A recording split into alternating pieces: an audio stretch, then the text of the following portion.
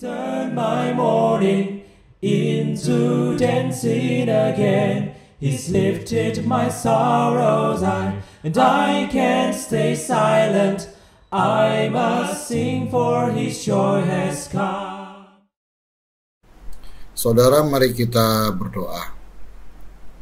Tuhan, biarlah firman Tuhan yang segera kami dengar membawa kami untuk mengagumi hikmat-Mu, dan kami boleh semakin tenggelam di dalam hikmat Tuhan yang menyelamatkan kami. Berkati kami semua dalam nama Tuhan Yesus. Amin. Saudara, silakan kita membaca Kejadian pasal 3 ayat 6 sampai 15, 1 Korintus 2 ayat 7, dan 1 Korintus 1 ayat 18.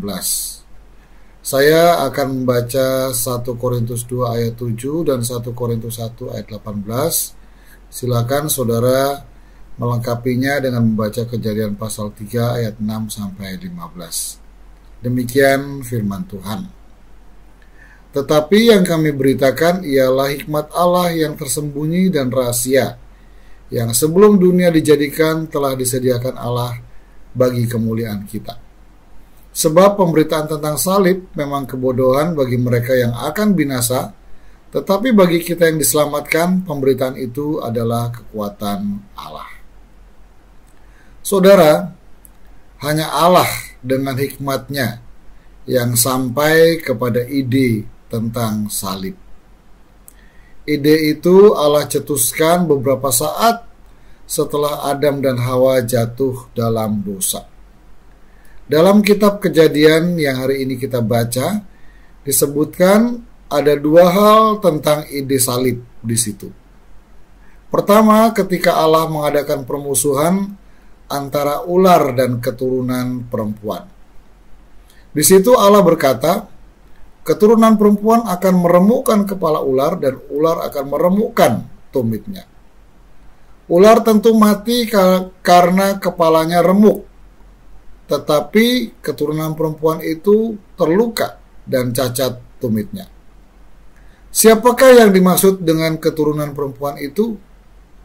Kitakah? Oh, bukan kita. Saudara, istilah keturunan yang dipakai dalam bahasa aslinya berbentuk kata benda tunggal, bukan jamak. Jadi siapakah yang dimaksud? Ya, betul. Keturunan perempuan yang dimaksud kelak terbaca. Dialah Tuhan Yesus yang mati tersalib.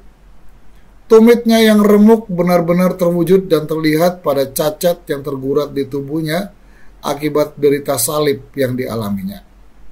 Thomas dan para murid melihat dengan jelas lubang pada tangan Tuhan Yesus akibat paku salib tetap ada pada tubuh kebangkitannya. Itulah cacat yang dialaminya. Cacat itu bukan cacat sementara, tetapi cacat yang kekal. Di kekekalan, keturunan perempuan itu terlihat seperti domba baru disembelih. Ada bekas luka pada leher anak domba Allah itu. Luka yang menyelamatkan dunia dan kita dari dosa. Hal kedua yang nampak di Kejadian pasal 3 tentang ide salib adalah ketika Allah mengenakan pakaian yang terbuat dari kulit binatang kepada Adam dan Hawa. Saudara, pakaian dari kulit binatang itu menjadi pengganti cawat yang terbuat dari daun pohon ara yang mereka pakai untuk menutup rasa malu karena mereka melihat ketelanjangan diri mereka akibat dosa. Cawat yang mereka buat tidak cukup untuk menutup ketelanjangan mereka. Cawat itu hanya menutup aurat bagian bawah tubuh mereka.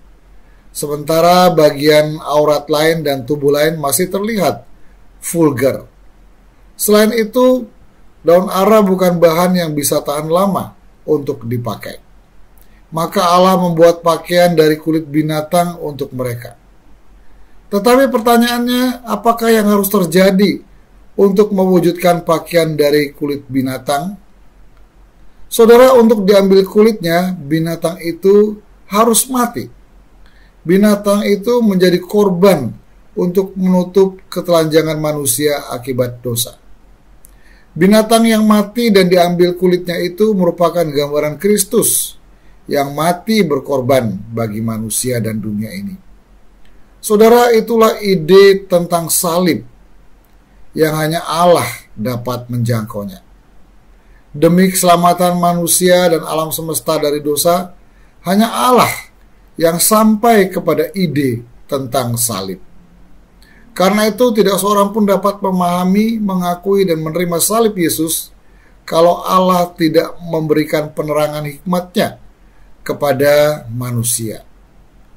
Kalau kita dapat memahami dan percaya pada salib, itu hanya karena Allah menganugerahkan hikmat-Nya kepada kita. Karena itu saudara, berbahagialah kita dan bersyukurlah karena kita diberi anugerah dan kesempatan dijamah oleh salib Kristus dan dapat memahaminya.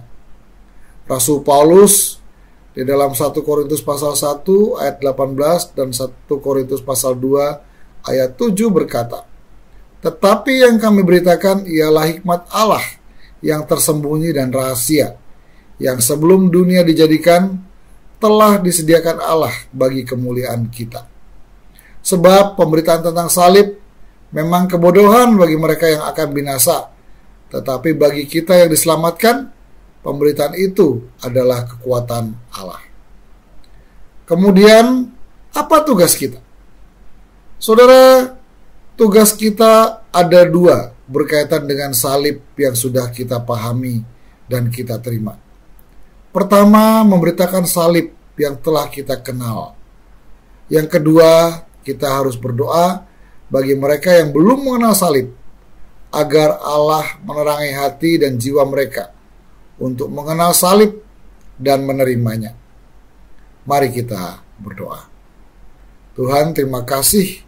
Kami sungguh bersyukur dan kagum luar biasa terhadap hikmat Tuhan yang menyelamatkan kami. Benar Tuhan, hanya Tuhan sendiri yang dapat sampai kepada gagasan tentang salib. Salib itu luar biasa. Salib itu menyelamatkan kami dari dosa kami. Biarlah Tuhan kami terus berpaut kepada salib Kristus yang telah menyelamatkan kami. Salib Kristus yang adalah hikmat Allah yang menebus kami. Dan biarlah Tuhan tolong kami juga untuk kami berani dan mampu memberitakan salib itu kepada dunia di sekitar kami. Dan juga terus Tuhan taruh di hati kami hati yang berdoa untuk mereka-mereka yang belum mengenal salib, agar mereka boleh dibukakan hatinya oleh Tuhan untuk melihat keajaiban salib Kristus itu. Kami bersyukur padamu dalam nama Tuhan Yesus. Amin. Joy has come.